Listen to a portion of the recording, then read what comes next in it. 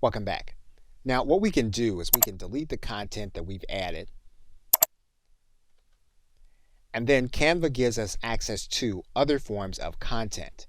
To find it, we're going to go to this area, and we can add in any of these 7 elements from third parties. So for example, we can add in an embed. So if we have in the embed code from any of these services, we can embed something into this area. We can add in a TED Talk. And what we're going to do here is we're going to add in the TED Talk link here in this area. And we'll then click Add to Design. And you'll see then that our TED Talk is then added.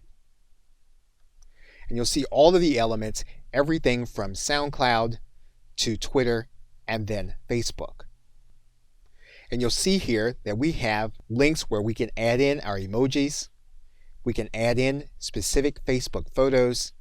We can add in specific Instagram photos, or even photos from our Dropbox. We can add in YouTube videos as well as sites from Jiffy. And so what you have here is you have an extra element that you can use in order to add in content in order to customize your design. Okay, so with that, thanks, and I will see you in another video.